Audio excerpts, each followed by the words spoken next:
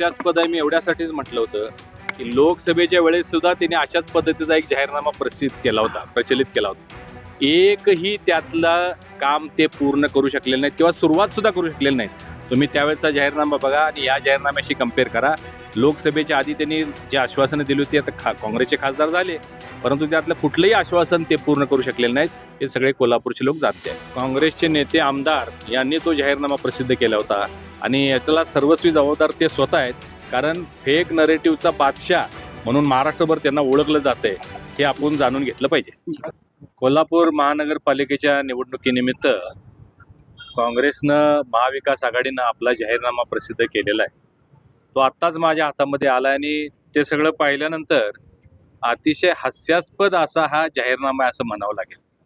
कारण हे बघा, यामध्ये मला वाटतं सूर्य आणि चंद्र सोडून सगळंच त्यांनी कोल्हापूरकरांना देतो असं काही आश्वासन देण्याचा प्रयत्न केलेला, जे नेहमी त्यांची सवय आहे. यामध्ये काही मुद्दे मी आपल्याला वाचून दाखवणार आहे. स्वच्छ आणि सुरक्षित स्वच्छतागृहे, सुरक्षित पाळणाघरे हे त्यांनी देतो म्हणून प्रॉमिस करायला लागलेले आहेत. कौशल्य प्रशिक्षण केंद्र, महिलांसाठी पिंक बस, महापौर गुणवत्ता शिष्यवृत्ती, शाळा इमारती आणि खेळांचे मैदान दुरुस्ती, नवीन रुग्णवाहिका, नवीन फिजिओथेरपी अँड डायलिसिस सेंटर, उत्तम दर्जाचे रस्ते, पूर रेषेचे काटेकोर पालन, सौर ऊर्जेवर चालणारे पथदिवे, घरगुती गॅस पाईपलाईन, शहरांतर्गत रस्ते, आंतरराष्ट्रीय दर्जाचे क्रीडा संकुल, कचरा व्यवस्थापन, विरंगुळा केंद्र, दिव्यांग ज्येष्ठांसाठी सुविधा आणि सगळ्यात महत्त्वाचं म्हणजे भ्रष्टाचार मुक्त कारभार. आता एवढ्या गोष्टी ज्या त्यांनी प्रॉमिस केलेल्या आहेत, 15 वर्ष कोल्हापूर महापालिकेची सत्ताही त्यांच्या ताब्यामध्ये आहे. इतक्या वर्षात त्यांनी हे का नाही केलं? आज तुम्हाला हे का सुचायला लागलंय? हातातून सत्ता निघून गेलेली आहे हे लक्षात आल्यामुळं त्यांनी, मी आपल्याला सांगितल्याप्रमाणे, सूर्य चंद्र सोडून अनेक गोष्टी लोकांना प्रॉमिस केलेल्या आहेत आणि लोक शोधणे जागरूक आहेत. 15 वर्षात जे त्यांनी दिलं नाही ते आता देतो म्हणतायत. दुसरं, या सगळ्या बाबी पूर्ण करण्यासाठी मग तुम्हाला रस्ते करायचे असू देत, आंतरराष्ट्रीय क्रीडा संकुल बांधायचे असू दे, पूर रेषेसाठी काही गोष्टी करायच्या असतील, रुग्णालय, रुग्णवाहिका, स्मार्ट शाळा, या सगळ्यासाठी निधीची आवश्यकता आहे. आज त्यांचं राज्यात सरकार नाही आहे, आज त्यांचं केंद्रात सरकार नाही आहे, जिल्ह्यामध्ये एकही काँग्रेसचा आमदार विधानसभेमध्ये नाही आहे. मग हा निधी येणार कुठून? हे सुद्धा कोल्हापूरचे सुज्ञानी जागरूक नागरिक जाणतायत. आणि सगळ्यात हास्यास्पद ज्याचा उल्लेख मी केला की भ्रष्टाचार मुक्त कारभार करणार म्हणून त्यांना सांगायची वेळ आलेली आहे. हे याच्यावरूनच आपण लक्षात घेऊ शकता की ज्या पद्धतीनं भ्रष्टाचारामध्ये त्यांचे हात बरबटलेले आहेत. म्हणजे 2 प्रकल्प त्यांनी जे कोल्हापूरला आणले त्यामध्ये थेट ते सापडलेले आहेत, ज्या म्हणजे थेट पाईपलाईनमध्ये मोठा ढपला पडलेला आहे. अनेक वेळा त्याच्या बातम्या आलेल्या आहेत, पेपरबाजी झालेली आहे.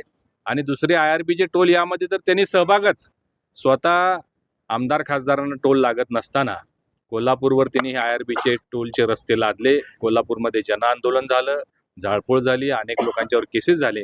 परंतु या बहादरांनी जाऊन त्या टोलच्या कॉन्ट्रॅक्टरचं समर्थन करत 3 टोलच्या पावत्या फाडल्या आणि मी त्या भ्रष्टाचारामध्ये सामील झालो, मी त्यांच्याकडून काहीतरी घेतलंय, अशा पद्धतीची ग्वाहीच त्यांनी त्यावेळी दिलेली होती. त्यामुळे भ्रष्टाचारमुक्त कारभार हे त्यांच्याकडून ऐकणं हे सुद्धा म्हणजे हास्यास्पद आहे.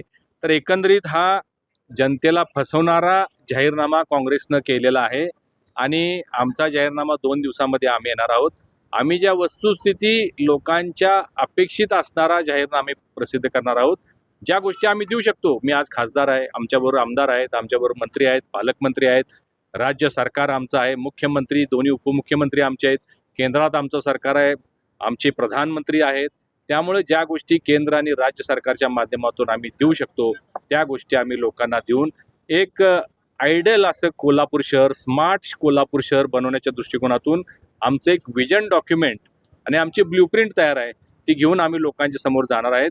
हा फसवा जाहीरनामा लोक स्वीकारणार नाहीत याचा मला पूर्ण विश्वास आहे. मोफत केम, महिला युवतींना मोफत केमची प्रवास, बस, अशा पद्धतीचं योजना किंवा महिलांना आकर्षित करणाऱ्या जास्त योजना यामध्ये दिसतात. हे पहा, KMT आज त्यांच्या ताब्यामध्ये आहे. ज्या KMTच्या बसेस आहेत त्यापैकी 70 बसेस नादुरुस्त आहेत. म्हणजे त्याचा मेंटेनन्स ते करू शकलेले नाहीत. त्याला टायर काही बसेसना बदलायचे आहेत, ते टायर सुद्धा ते बदलू शकलेले नाहीत. कुठून पिंक बस आणणार आहेत ते? कसे मोफत बसेस देणार आहेत? आज प्रधानमंत्री PM ई बस सेवाच्या माध्यमातून 150 इलेक्ट्रिक बसेस मी मंजूर करून आणलेले आहेत आपल्या कोल्हापूर महापालिकेसाठी. त्याचं काम त्याचं जवळजवळ 24 कोटी रुपये निधी आलेला आहे. चार्जिंग स्टेशनचं काम चालू आहे. मेकॅनिकल हबचं काम सुरू आहे. बसेस वाट बघतायत. म्हणजे एकदा हे काम पूर्ण झालं, कारण बसेस इथं आणून चार्जिंग स्टेशन जर नसेल तर त्याचा उपयोग होणार नाही. तर चार्जिंग स्टेशन महिन्यात 1.5 महिन्यात पूर्ण झाल्यानंतर 100 बसेस पहिल्या लॉटमध्ये आणि 50 बसेस दुसऱ्या लॉटमध्ये इलेक्ट्रिक बसेस आम्ही आणणार आहोत आणि आम्ही त्या सुविधा कोल्हापूरकरांना देणार आहोत.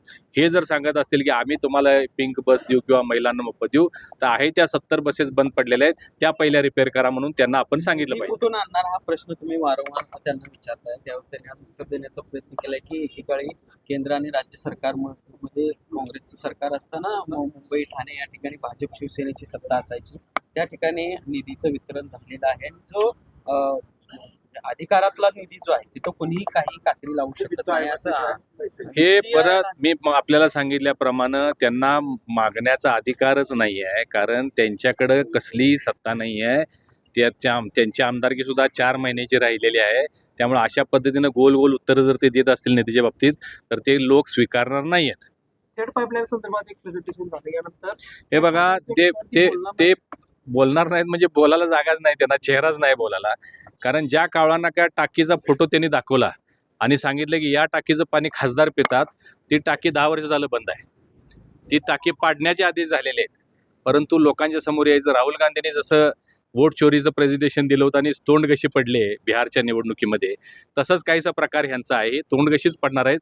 लोक सुज्ञ जागरूक आहे. अरे जर टाक्या झाल्या असतील, पाणी पोचत असेल, तर अजून सुद्धा महिलांचे मोर्चे का निघतायत? आठवड्यातून 2 वेळा कोल्हापूर शहरामध्ये घागर मोर्चा निघतो. महिलांचा आक्रोश आपल्याला पाहायला मिळतो की आम्हाला पूर्वीची शिंगणापूर योजना द्या, पाणी आम्हाला द्या, काहीतरी करून द्या. आठवड्यातनं 2 वेळा द्या, 3 वेळा द्या.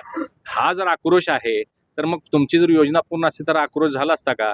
एवढं लोक समजूतदार आहेत, जागरूक आहेत. दुसरा एक प्रश्न असा उपस्थित केला गेला की तर वर्षभरात नक्की काय केलेलं आहे, आमदारांनी काय केलेलं आहे किंवा कोल्हापूरसाठी काय केलं, असा प्रश्न त्यांनी त्या ठिकाणी उपस्थित केला. हे पहा, कोल्हापूरमध्ये गेल्या 1 वर्षामध्ये ज्या गोष्टी त्यांनी थांबवल्या त्या सगळ्या आम्ही आता पूर्ण करायला सुरू केलेल्या आहेत. 2च उदाहरणं मी आपल्याला चांगली देईन की बास्केट ब्रिज हा 2017 साली मी पूर्ण केला होता. त्याच्या बाबतीत सुद्धा त्यांनी टिंगल टवाळी केलेली होती. त्यांनी सांगितलं होतं कुठं हा बास्केट ब्रिज, हवेतला ब्रिज आहे, अशा बास्केट ब्रिजची कल्पनाच नाही आहे. परंतु तो मंजूर होता, तो रद्द करण्याचं पाप यांनी केलेलं होतं. परमेश्वर माझ्या पाठीशी आहे, भारतीय जनता पार्टी माझ्या पाठीशी असल्यामुळं पुन्हा एकदा मी राज्यसभेवर गेलो आणि आता तो बास्केट ब्रिज मंजूर झाला. त्यांनी कालच्या प्रेसमध्ये अशी टीका केली की 170 कोटीचा ब्रिज 1040 कोटी कसा झाला. तर एवढं अज्ञान त्या माणसाचं आहे, म्हणजे बालबुद्धीच त्यांना म्हणावं लागेल की आता 4.25 किलोमीटरचा फ्लायओव्हर, पूर्वी फक्त ब्रिज आपण नदीवर बनवणार होतो, परंतु आता नवीन जो प्लॅन बनवला आहे तो कोल्हापूरकरांच्या सुरक्षेच्या दृष्टिकोनातून शिरोलीपासून 4.25 किलोमीटरचा फ्लायओव्हर होणार आहे आणि त्याच्यामध्ये बास्केट ब्रिज इन्क्लूड केला.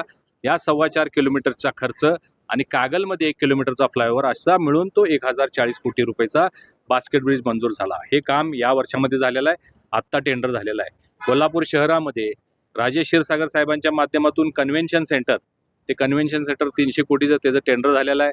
त्याचं DPR झालेलं आहे. ते काम सुद्धा मंजूर झालेलं आहे. त्याचबरोबर कोल्हापूर शहराअंतर्गत शिवाजी पूल ते तावडे हॉटेल हा फ्लायओव्हरचं टेंडर सुद्धा पेपरला आलेलं आहे. कन्सल्टन्सीचं टेंडर निघालेलं आहे. तर ते टेंडर झाल्यानंतर त्याचे डिझाईन ड्रॉइंग बनवले जातील आणि ते काम पूर्ण केलं जाईल.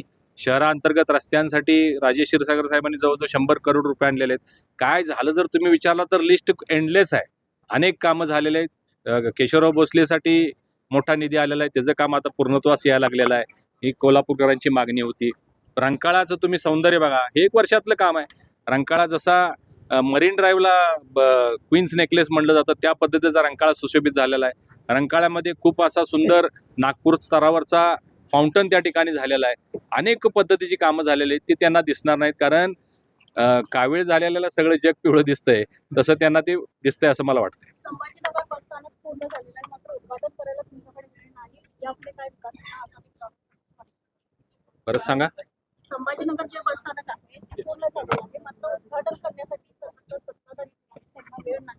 यापुढे काय विकास? संभाजीनगरचं बस स्टँड पूर्ण झालेलं आहे, आधुनिक पद्धतीचं झालेलं आहे आणि कार्यान्वित आहे. उद्घाटन आज होईल नाही तर उद्या होईल, त्याच्याशी काय घेणं देणं आहे? उद्घाटन झालं नाही म्हणून बस स्टँड बंद केलेला आहे का? बस सेवा चालू आहे, लोकांची सेवा चालू आहे. मोठ्या कोणाचं नेत्यांच्या हस्ते, केंद्रीय किंवा राज्यमंत्र्यांच्या हस्ते वेगवेगळी जी कामं पूर्ण झालेले आहेत, पोलीस क्वार्टरचं काम पूर्ण झालेलं आहे, अनेक कामं झालेले आहेत. उद्घाटनासाठी कोणतरी वरिष्ठ नेते आले पाहिजे, ज्यांनी निधी दिला, यासाठी ते काम पेंडिंग आहे. वेळ नाही अशातला भाग नाही आहे. थँक्यू.